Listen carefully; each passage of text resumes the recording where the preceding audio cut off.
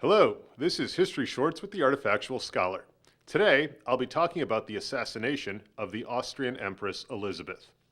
Elizabeth, Empress of Austria and Queen of Hungary, was the wife of Franz Joseph of the Habsburg dynasty.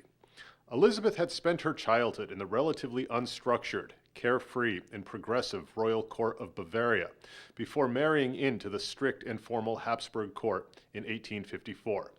The free-spirited Elizabeth, nicknamed Sisi, felt constrained and isolated in the rigid court life of Vienna and became increasingly depressed in her position. Despite her unhappiness, she was beloved by her husband and popular among the subjects of the empire. The Empress was also widely regarded as one of the most beautiful women in Europe, and she soon became obsessed with maintaining her beauty and her youthful looks. Elizabeth would spend hours a day taking care of her appearance, tending to her ankle-length hair and undertaking strenuous exercise. She also spent a great deal of time traveling across the empire, learning languages and writing mournful, tragic poetry.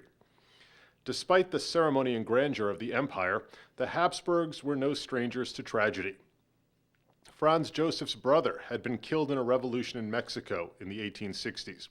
In 1889, Crown Prince Rudolph, Elizabeth and Franz Joseph's son, and heir to the Austrian throne, died in a murder-suicide incident. The Crown Prince's death deeply affected Elizabeth. She became more despondent and spent more time away from the imperial court in Vienna, traveling across Europe and North Africa. In 1898, the Empress escaped to Geneva, Switzerland. Because she disliked the ceremonies of the Habsburgs, she traveled under an assumed name and without a large retinue. Despite her precautions, the local press announced that the Empress was in the city. On the morning of September 10th, she and her lady-in-waiting were making their way to the shore of Lake Geneva to board a steamer for a lake excursion. As Elizabeth walked toward the pier, a man approached her and plunged a sharpened metal file into her chest. The would-be assassin, an Italian anarchist named Luigi Lucchini, fled the scene, discarding his weapon along the way. He was captured shortly thereafter. Meanwhile, back at the lake esplanade, uncertainty reigned. Though the Empress had fallen to the ground during the attack, she did not appear to be seriously wounded and was helped to her feet by a passing coachman and her lady-in-waiting. Elizabeth assumed that the attack had been a failed robbery attempt. The two ladies continued to the waiting boat. After boarding the steamer, Elizabeth collapsed.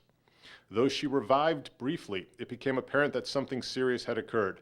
The Empress was carried back to her hotel room from the boat, and doctors were called, but nothing could be done. The Empress was dead. A subsequent autopsy showed that she had been stabbed in the heart by a sharp, slender blade. Her death was delayed because her tight corset constrained the bleeding from the wound.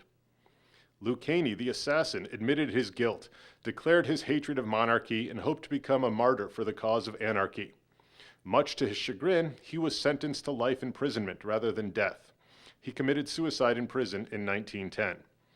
Elizabeth's body was returned to Vienna, where her funeral was held on September 17, 1898. The Empress was laid to rest in the imperial crypt. The assassination of Elizabeth was one of a series of political murders that shook late 19th century Europe and America. Between 1881 and 1901, two U.S. presidents, James Garfield and William McKinley, the Russian Tsar Alexander II, Italian King Umberto I, and French President Marie-Françoise Sadi Carnot, among others, were felled by assassins. This political violence was born of the tremendous social change of the late 19th century and hinted at the political turmoil to come.